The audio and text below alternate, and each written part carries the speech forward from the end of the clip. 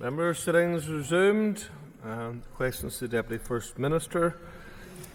And I call, Nick Matheson. Thank you, Mr. Speaker. Question 1, please. Minister. Thank you. We are pleased to report that the competition to appoint a Commissioner for Public Appointments for Northern Ireland is well progressed. A Commissioner will be appointed as soon as possible following the completion of that appointment process. The First Minister and myself have agreed the person. They have to go through a number of checks before there is a public announcement around that, but that should happen very shortly. The Deputy First Minister for her answer. This has taken a staggeringly long length of time, given that we knew about this vacancy from when the institutions were restored. Can you give us any sense of when there's going to be a date for an appointment? I know certainly on committees, including Education Committee, there have been multiple queries around public appointments, and there's been no mechanism for scrutinising them. The First Minister. Thank you. Yes, that person will have to formally accept. They have a period of time in which to do so. In addition to that, once they accept, they have to go through, understandably, a number of checks and statutory checks as well. I think that process normally takes a period of about 10 days after the acceptance. So we would hope to be in the position to make that name public in the next number of weeks. Deirdre Hargey. The Deputy First Minister agree that all public appointments should be made on the basis of merit. Minister. Thank you. Yes, the approach to public appointments is set out in relation to the legislation and the guidance. Of course, we operate in many of those appointments in accordance with or in the spirit of, as opposed to that being a regulated appointment of the Commissioner's office. And of course, those people must be suitable for the role in which they put their name forward. Harvey. Thank you, Mr. Speaker. Thank you for your answers thus far, Deputy First Minister. Could you maybe provide an update on the current Victims Commissioner's vacancy, please? Thank you. Yes, I am pleased to also announce that we have selected a person to be the new Victims and Survivors Commissioner. That person has accepted that position, and they are undergoing the final stages of those statutory checks that I had referred to. So on this one, we do hope to be in a position to make that name public in the next number of days. Question 2 has been withdrawn. I call Paul Bradshaw. We are committed to establishing the Office of Identity and Cultural Expression, along with the Irish Language Commissioner and the Commissioner for the Ulster Scots and Ulster British tradition, and making the appointments as soon as possible. All 3 recruitment competitions are now at an advanced stage. Interviews are due to take place in the coming weeks, and appointments will then be made.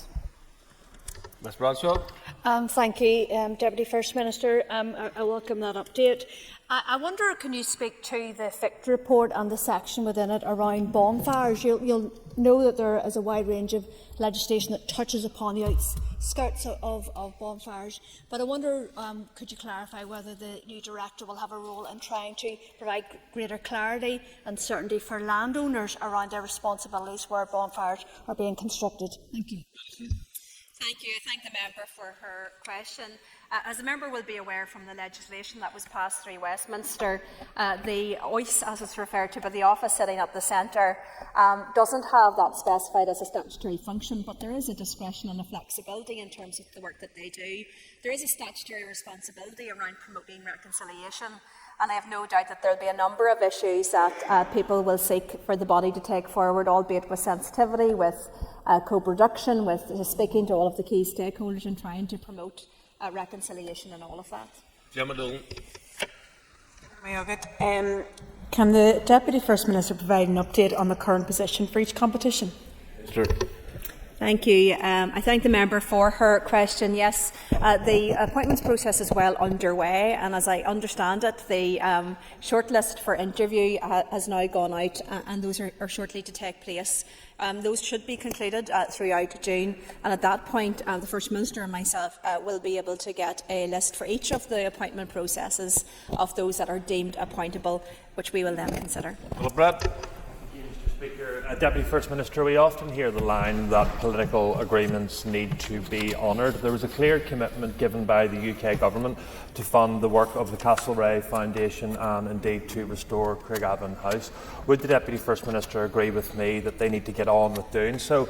And would she further support the campaign by my colleague Frank McCoubrey to have Fernhill House brought back into use as soon as possible? Deputy First Minister. Okay, thank you. I thank the member for his important question.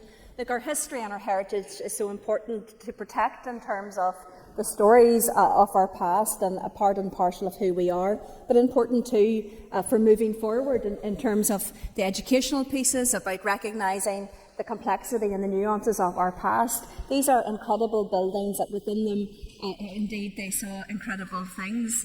The UK Government promised to support the restoration of Craigavon House and indeed on the Castlereagh Foundation, which is within that legislation passed by Westminster.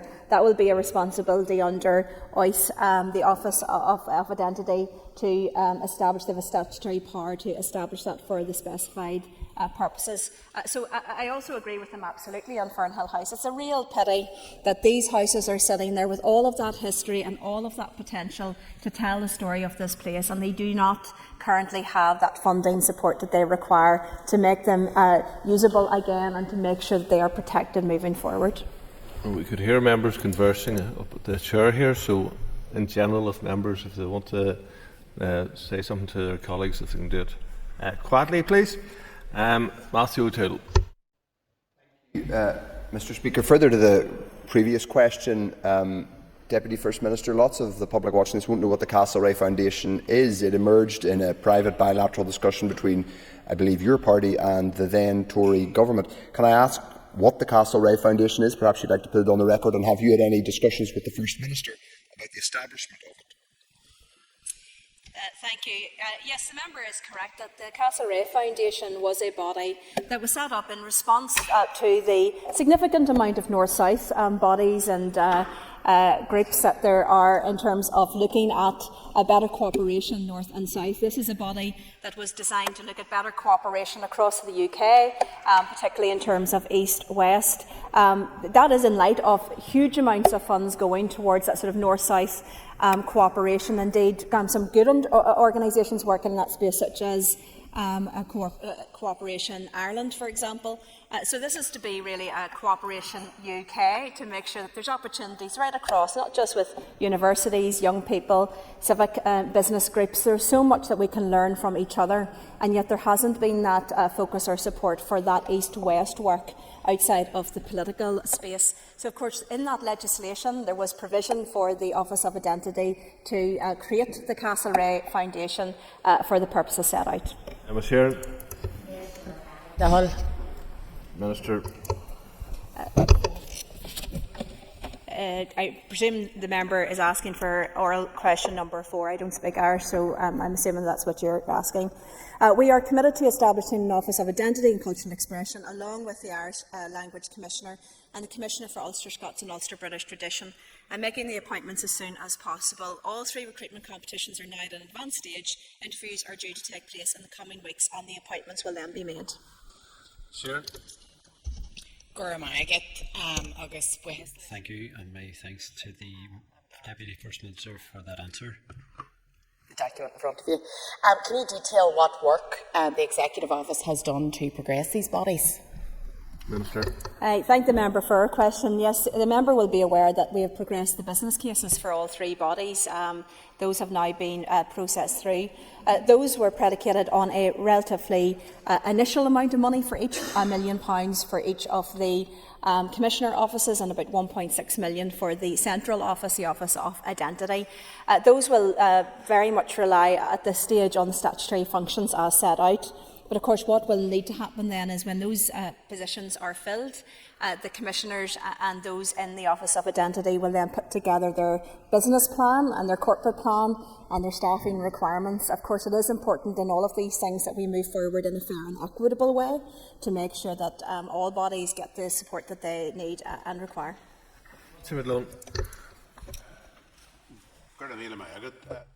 Thank you very much, Mr. Speaker, and my thanks also to the Minister. Just to be more specific about the appointments process, do you have a timeline because there are many people, specifically in the Irish language community like myself, and I'm sure others, who are a bit, at the moment, they see a lot of delay around this process, which was anticipated to be happening much earlier than now. So a timeline or a time frame would be very much appreciated by those communities. Minister. Thank you. Thank the member for his question. As indicated, we anticipate all of the interviews to be concluded by officials and by those interview panels in the month of June. At that point then there will be a list of those who have deemed appointable under each post that will be submitted to the First Minister and I for consideration. I share the member's concern in terms of the length of time public appointments now take. And that is why we have asked for an official within the department to be that single point of contact, a single responsible person, to ensure that when there is a date coming up for either a renewal or for a post to have to be filled, that we are starting that process at a much earlier stage. In terms of the putting together of the documentations, going out for interview, getting people to come in, getting those people interviewed and processed, and then the list to come up takes almost 12 months at the very least. That is a lengthy period of time, and that's why we must start that process sooner rather than later. I remind members it is a basic courtesy not to walk between two people when they are having an engagement. I've spoken a few times in this before, and hopefully not have to remind members again not to be doing it. Melissa McHugh. Thank you, Mr. Speaker. Question number 5. Thank you. Alongside the continued delivery of the current racial equality strategy, work is ongoing to develop a new approach to this important issue post-2025. This remains a key priority, and we will continue to engage with stakeholders, including on the racial equality subgroup and the wider sector, to inform our approach. We launched a call for views earlier this year to assist with the development process, and an analysis report is being finalised for publication. We are also finalising a review of the race, hate and violent disorder we unfortunately witnessed last summer to ensure learning can inform future work. We have taken knowledge from other programmes which deal with societal issues, and our focus is on identifying preventative actions and effective interventions to tackle racial inequality.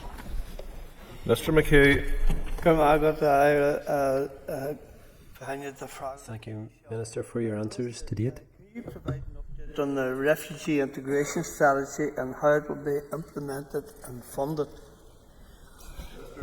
Thank you, Mr. Speaker. Yes, I'm pleased to say that the refugee integration strategy has been published and that's available online. We'll be continuing to work, particularly with the sector and with those bodies, to ensure the rollout of that. The member will be aware that this is not a devolved issue. We've had significant engagement on this issue, though, with the Home Office and the UK Government. Indeed, when I was over in London just a couple of weeks ago, I took the opportunity to attend that interministerial governmental meeting personally and in person in order to talk to the Minister of State, David Hanson, in relation to the ongoing issues, because it's not just about refugee integration. We know that there's a whole range of pressures around this. Some of those pressures are within workplaces, but some of those pressures are within the community in terms of housing and public service as well. It's a really important issue. It's an important issue to get the tone right on, but it is also important that we raise those very understandable pressures that are being faced by communities right throughout Northern Ireland. Jonathan Buckley. Thank you, Mr. Speaker, and I thank the Deputy First Minister for her answers thus far. Deputy First Minister, you're aware of the huge level of concern there is right across the United Kingdom, in particular with regards to illegal immigration, particularly with the strain on social services, housing, hospitals. So can I ask the Deputy First Minister, was she reassured by the Government's response in terms of the conversations on the White Paper, whether these issues will be adequately targeted? Minister. I thank the member for his important question. This is such a significant issue facing many communities, as I said, across Northern Ireland. The meeting dealt with two aspects of it. One was the legal migration and the workforce requirements, and the second was that illegal immigration issue. Of course, we know that there are businesses that rely on that labour from across the globe. Many of those are great businesses right again throughout Northern Ireland.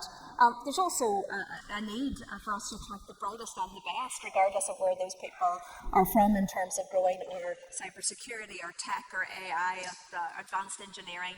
and there can be a huge contribution through that. But we also know that the scourge of illegal economic immigration does need to be tackled, because it is putting a huge amount of pressure on. There's two aspects of that. There is supply and demand, but we know when it comes to public services, should it be education or GPs, or in relation to housing in particular, more and more people are finding it incredibly difficult to be able to get access to housing, including just renting housing.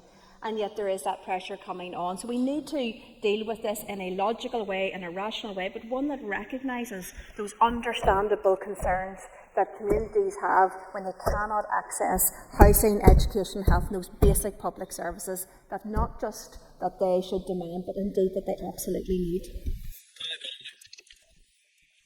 Thanks to the Deputy First Minister for her answers so far.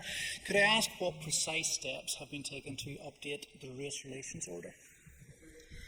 Thank you. Thank the member for his question. A significant amount of work has been undertaken. He will be aware that the public consultation came to a conclusion some time ago. We also, as indicated, put out that call for views. That was an online survey. I have to say I would have liked more engagement with that, with those from the ethnic minority and racial minority groups here in Northern Ireland, to get that sense about their lived experience of these matters. But we will be bringing forward those proposals in terms of the legislation that is required. He will be aware it is in the legislative timetable for the Executive Office, so we're intending to try to move forward with that as quickly as possible, recognising the limited amount of time that is left in this term. Peter Ferguson. Speaker, question number 6.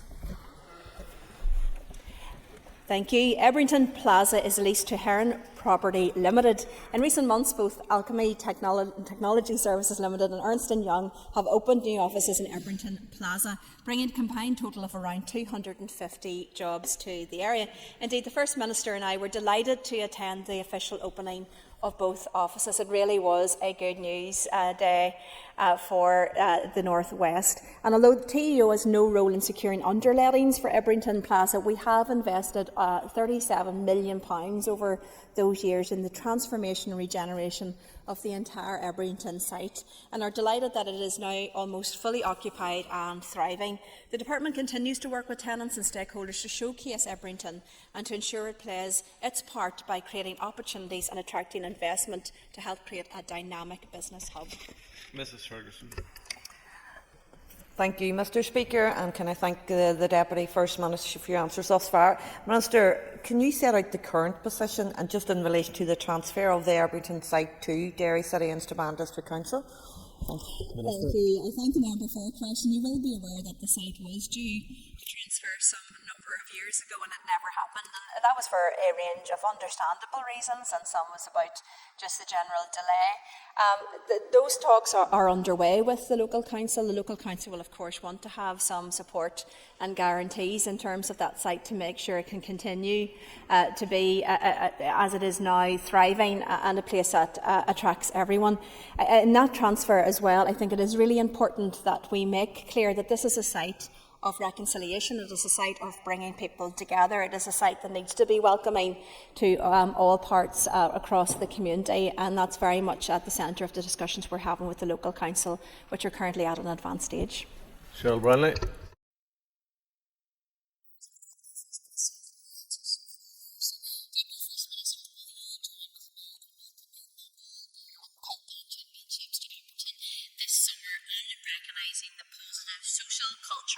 And economic benefits that our marching band scene bring here in Northern Ireland.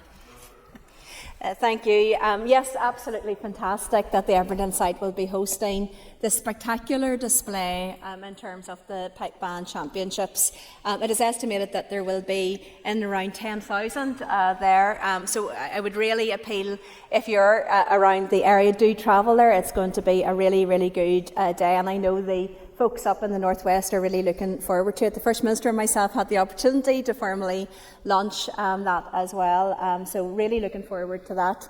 And indeed, it does play into the incredible depth and richness that we have here in our marching band scene. I was really pleased that my colleague Gordon Lyons was able to increase that fund, but as the member knows, there is much more demand than what has been supplied. So this year, of course, we are looking forward to trying to support our marching band scene again. It's not just in terms of the value that gives to the members of the bands, the music that they play, but it's also that value that they give back in terms of the amount of money that the band scene generates within and across the years as well. And it is important that we do recognise the value of that, and we're very, very proud of our marching band scene here in Northern Ireland. David McLaughlin.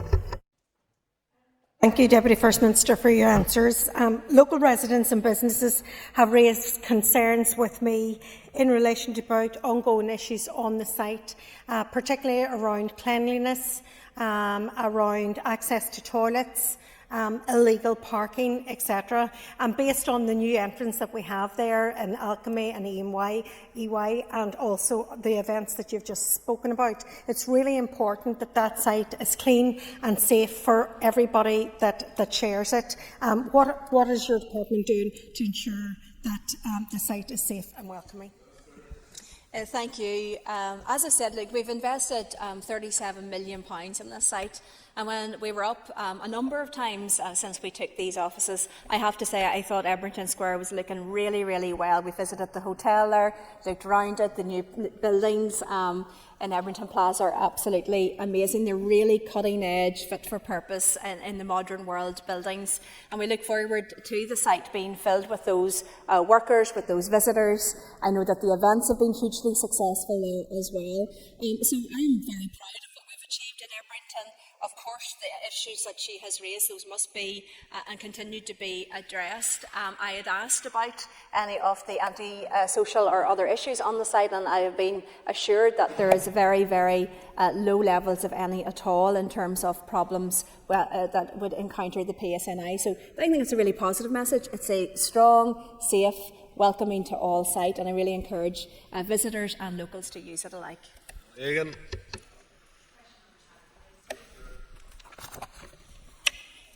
Mr. Speaker, with your permission, Junior Minister Cameron will answer this question. Thank you, Mr. Speaker. There's been significant progress on the actions contained in the first Ending Violence Against Women and Girls delivery plan since it was launched last September. The local and regional EVOG change plans represent a £3.2 million investment for community and voluntary sector organisations in partnership with local councils.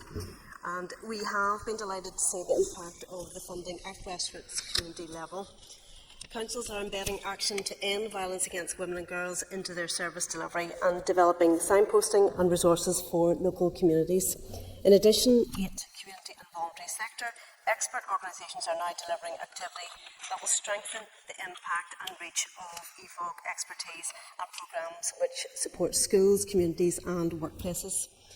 The Power to Change campaign, in partnership with the Department of Justice and the PSNI, aims to challenge the unacceptable attitudes and reduce harmful behaviours of men and boys. Work is progressing at pace in the development of the second phase of campaign work on EVOG, and we look forward to sharing more of that with you soon. We're only too aware, of course, of the serious and long-lasting impact of online abuse, and many people in this chamber will have first-hand experienced this form of abuse. I, along with Junior Minister Riley, have met with Ofcom, which has the responsibility for online safety under the Online Safety Act, to outline our concerns. We've also established key sectoral working groups to identify key actions to improve outcomes for women and girls in educational, workplace, social and nighttime settings, and we intend to provide a progress report to the Executive very soon. Second. Thank you, Junior Minister. The Ending Violence Against Women and Girls Change Fund is obviously very welcome, but could I ask how your department works with local councils to evaluate and monitor how that's being spent? Minister. Thank you, and thank the member for that very important question. And the Change Fund is a very important part of this delivery, and of course we are investing that £3.2 million up to March 2026 in community-based action to help violence against women and girls. And the Change Fund, the member will know, is providing grant funding direct to the local grassroots community groups to build capacity and allow them to take local action. And then the Regional Change Fund is providing grants to regional expert organisations in this field to support their awareness raising, prevention and capacity building work. The Executive Office have supported all 11 councils to open local change funds totalling £1.4 million, and these schemes are making awards to local groups ranging from £1,000 to £25,000. Activity funded under the Local Change Fund is well spread across all communities, including youth groups, sports organisations, schools, businesses, arts sector and organisations supporting minority ethnic people, people with disabilities and, of course, neurodiverse people. In support of the Local Change Fund, all councils have also utilised the Momentum support, which is totalling £655,000 over the January to March 2025 period, with a diverse range of initiatives delivered to raise awareness and public engagement on EVOG. This strategic investment by Executive Office has mobilised all 11 councils to bringing EVOG to the fore in each locality, raising awareness and establishing the basis for longer-term coordination. 8 of the EVOG expert organisations are now delivering as part of the £1.2 million funding for Regional Change Fund, which covers activity from the 1st of January 2025 to the 31st of March 2026.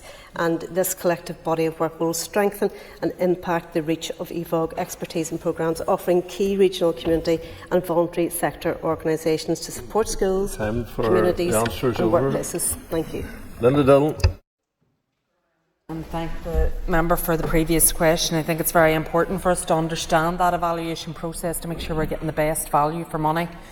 But can the Minister please outline for me how TEO are working collaboratively across the Executive to ensure that we're tackling violence against women and girls? And can you tell me what the expected outcomes of that collaborative work would be? Thank you, and thank the member for the question. And it should have had, I know the question went on, then my answer went on the last one, that we will absolutely evaluate all the outworkings of this. In terms of the collaborative work of the Executive, working better together is one of the 6 outcomes of the EVOG strategic framework, and it's embedded in the programme for government as well. Work is ongoing collaboration with a range of departments, including education, health and justice, and we remain committed to this approach with all the executive departments. It's worth noting too that just last week that Junior Minister Riley and myself chaired the second EVOG oversight group, which includes all of the departments at a senior level, and very importantly and crucially the community and voluntary sector, who also have been instrumental in the co-design of that strategy. So it's vital that that cooperation continues throughout the EVOG strategy and delivery, as these organisations are the experts, of course, in that field. Thank you. We had a wide-ranging discussion with Prime Minister Sir Keir Starmer at our meeting on the 23rd of May. On the funding of public services, we discussed the forthcoming spending review, which is due to be announced this Wednesday, and pressed on him the need for the Executive to be funded fairly and sustainably, and at a level which will enable us to deliver the public services our community need and expect. We also expressed our concerns about the impact of changes, for example, to inheritance tax, and also the increases in employers' national insurance contributions on the local economy. Mr. Dunn. Thank you, Mr. Speaker. Obviously, thank the Minister for the answer, and as you rightly say, the spending review is on Wednesday. What are the Executive's key priorities coming forward that you wish to see on Wednesday? Thank you. I thank the member for a hugely important question. I know that people right throughout Northern Ireland see every single day the requirements of what we need to do in terms of each of our departments. They see potholes on the roads, they see a health waiting list, they see an inability to be able to get access to their GP when they need it. They see waiting lists in relation to SEN, they see the need for affordable and flexible childcare. They see the need for that investment in our water and sewage infrastructure. These are the key priorities in terms of supporting people, no matter what their background, no matter what their politics, in order to support people to be happy, to thrive, to get the jobs that they want to get, with the education they need to get it. We really need to invest in those public services. We anticipate some additional capital funding. We need to look, particularly in relation to our draft investment strategy for Northern Ireland, as to how that can be invested. But it is incredibly important that we support the investment in those public services that people are crying out for right throughout Northern Ireland. Could I thank the Deputy First Minister for her answers? But following on from the previous question, can the Deputy First Minister detail what the Executive is actually doing to secure a fair fund model to deliver public services? Thank you. I thank the member for his important question. As I've set out, we need that funding for our roads, for our schools, for our hospitals. We need that investment in water and sewage. We need to support people with the public services that they not just need, but of course that they deserve. And that is why there's been a whole series of engagements with the UK Government. The Finance Minister was over in London having those direct conversations, but of course the First Minister and myself have taken the opportunity to put those asks directly to the Prime Minister, and I can assure a member we did so robustly. We did so making clear that we are up to the challenge and for the challenge of transformation and reform. No one is simply saying give us more money and we will continue to do what we're doing in the way that we're doing it. We are up for that very, very significant and ambitious agenda for transformation and reform, but we do need the money to invest to transform and that funding to support people right now in terms of those frontline services. Paul Robinson. Number 9, Mr. Speaker. Deputy First Minister. We regularly meet with the UK Government on a wide range of issues that matter to people here. Our priorities for engagement are focused on delivering for citizens at home and promoting Northern Ireland as a stable and successful region and ensuring our international partners recognise our many strengths. Prior to the UK-EU summit of the 19th of May, we attended the Interministerial Group on UK-EU relations held on the 12th of May, where we highlighted the issues around the Windsor framework. And I would say very, very clearly to the UK Government, the UK Government promised the people of Northern Ireland unfettered internal trade. And that is a promise they must fulfil. It is our role to continue to hold their feet to the fire to ensure that they do so. The internal market of the United Kingdom is incredibly important to Northern Ireland. The promises were made, the promises must be fulfilled. Moving on to topical questions, Matthew O'Toole. Speaking of promises made, it was 12 years ago tomorrow that the last match was played at Casement Park. Gaels and GAA fans throughout Ulster and Ireland now have a real expectation that on Wednesday additional funding to rebuild Casement Park will be allocated. Deputy First Minister, to that end, can I ask whether you support additional funding? More importantly, if additional funding is forthcoming from the UK Government, will you work, but more is necessary from the Executive, will you work to facilitate extra funding, and will you react positively to the rebuilding of Casement Park?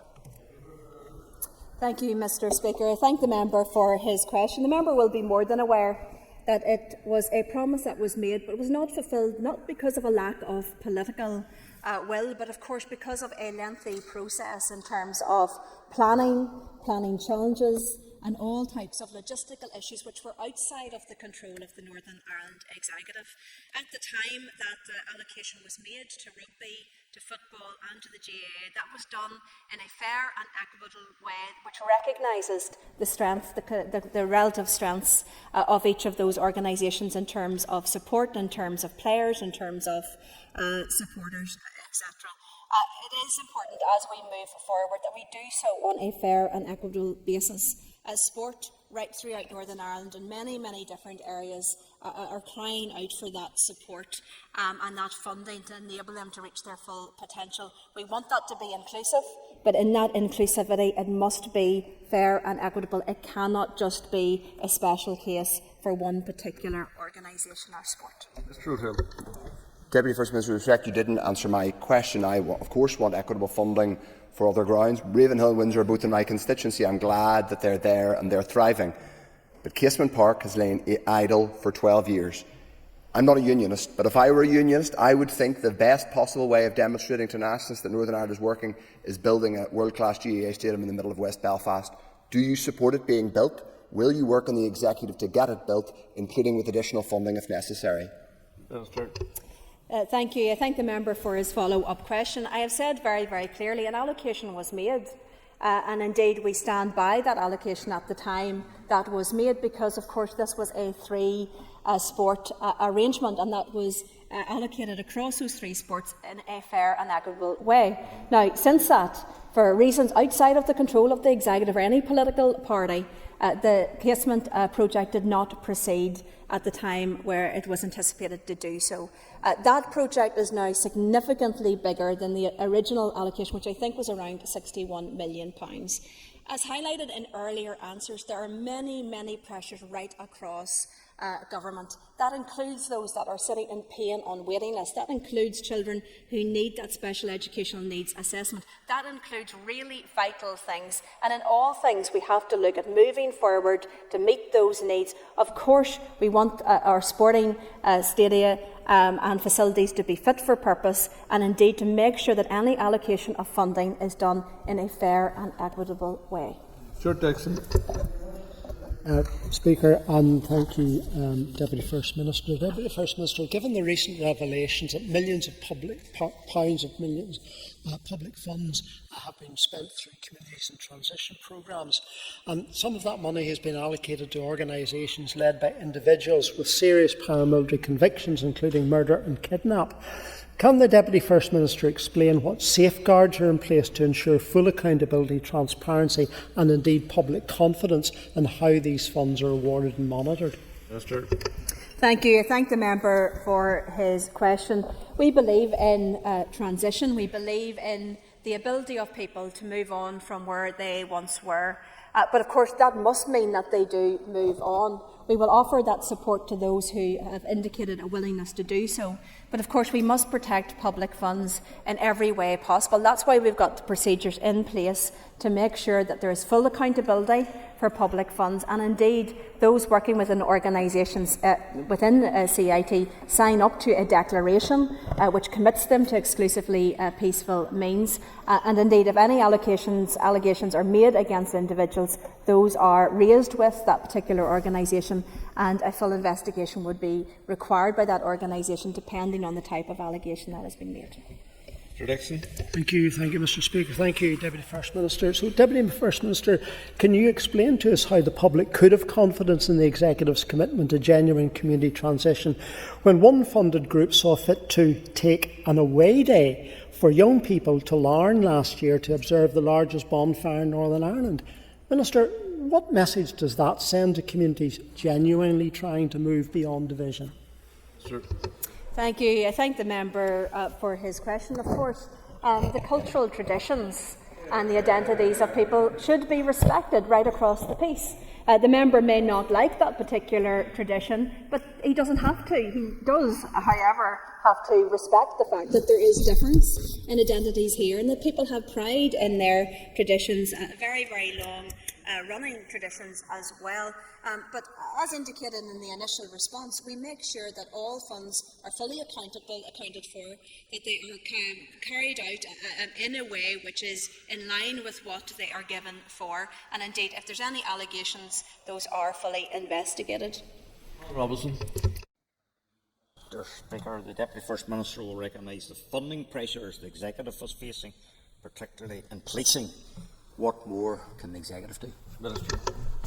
Thank you. I thank the member for his important question.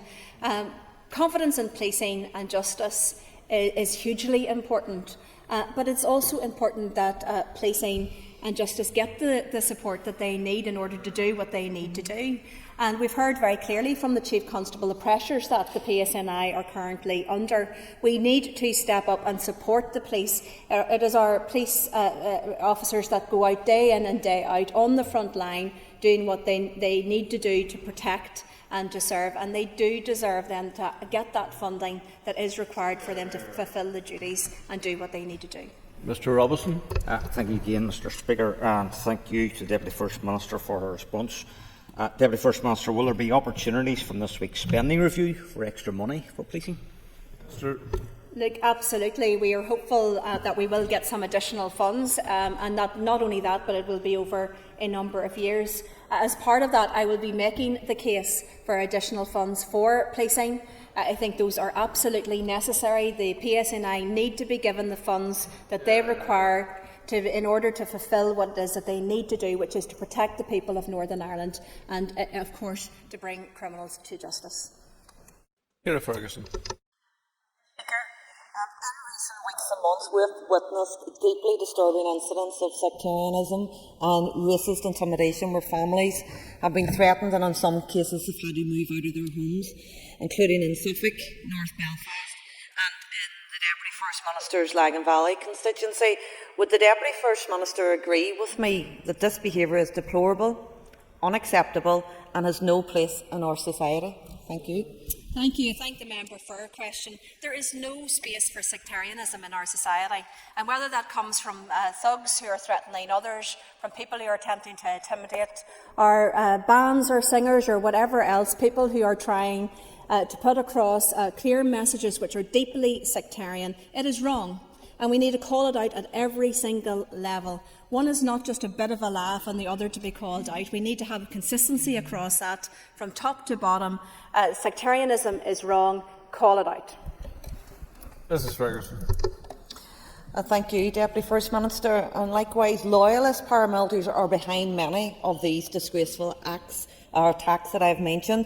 Does the Deputy First Minister agree with me that it is entirely unacceptable that in 2025 loyalist paramilitary groups still exist, intimidating families and exerting control over communities? And would you also agree with me,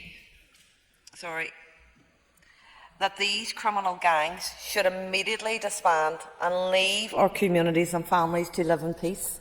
Thank you. First Minister. Thank you. I thank the member for her question. This isn't about just calling out one side. And I would appeal to the member to make sure that, in terms of calling this out, that she calls out all sides on this, because there are activities from criminal organisations, from dissident Republicans, there's a glorification of terrorism of the past, and there is ongoing threats and intimidation in some places. We have come a long way, but there is still a journey to go. And I do believe that not only should we stand shoulder to shoulder and call out all sectarianism and intimidation, we should do so not just of that which is happening now, but of all of that terrorism, intimidation and sectarianism that happened in the past. And we do not send that clear message to a new generation when we partake in the glorification of terrorism. And that is why it is important for us to do so, not just in the present, but of course to condemn the absolutely unjustified acts of terrorism and sectarianism of the past. David Hollyford. Mr. Speaker, about a month ago I asked the Deputy First Minister around the Maze Longcast site, and she answered she wanted to deal with sensitivity and but we need to build consensus, but also her desire to see the site developed, which was repeating lines that she said before. But can the Deputy First Minister give us an update on the actions that she's taken since she said this in this chamber in the last month to progress this site onwards? Thank you. I thank the member for his question, and again I echo what I said on that occasion. I do want to see the site move forward.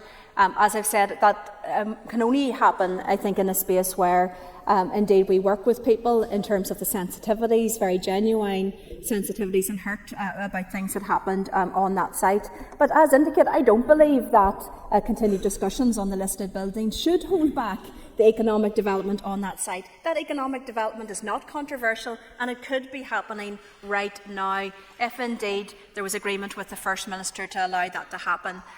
What happens with the listed buildings in the future is always going to be the most difficult aspect of the site. At the moment, that discussion is holding back the rest of the site, and I would appeal, of course, to the First Minister to allow for the economic development of the rest of the site. Not just economic, we know the sporting potential, we know a huge range of other uses that could happen on that site, to get it moving while we continue to have those discussions around the listed buildings. Mr. Honeyford.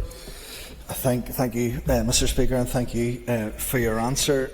We've heard this before, and this goes round and round and round and round, and we never get anywhere. We're tired of inaction, we're tired of platitudes, we're tired of words. We need action, and sensitivity cannot continue to be an excuse for doing absolutely nothing.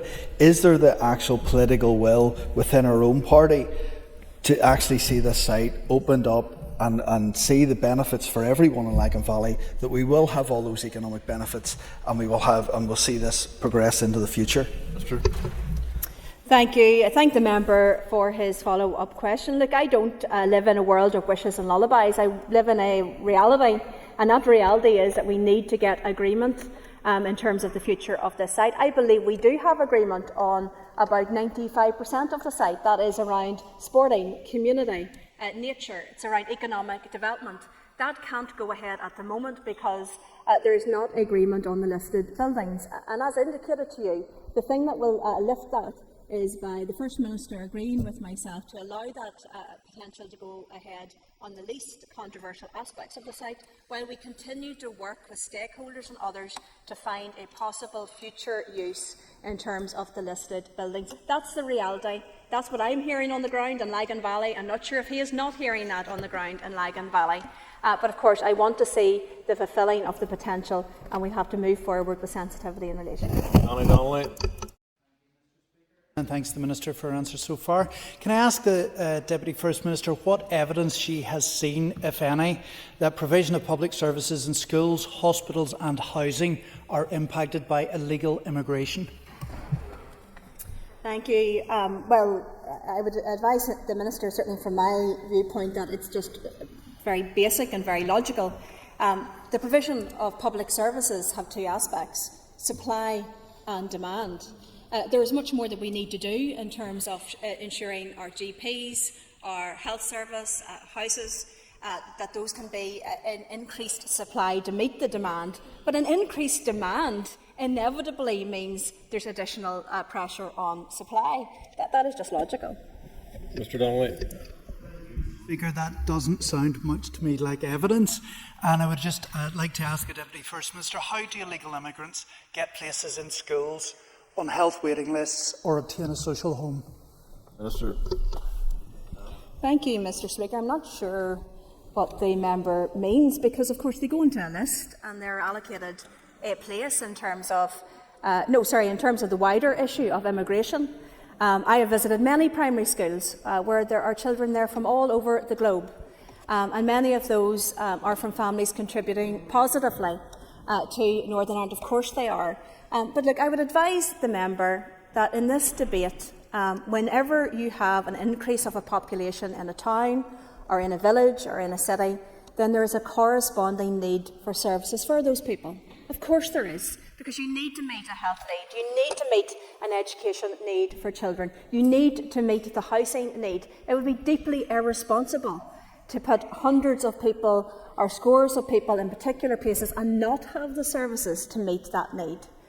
So look, let's try to have a logical conversation about this, not one that is based on a back and forth about ideological positions. It is very simple. If you have some additional people coming in, you need to make sure we've got the public services to support that. At the moment, there is not that connectivity, there is not that planning, and there is pressure already within those public services, a pressure that we need to address.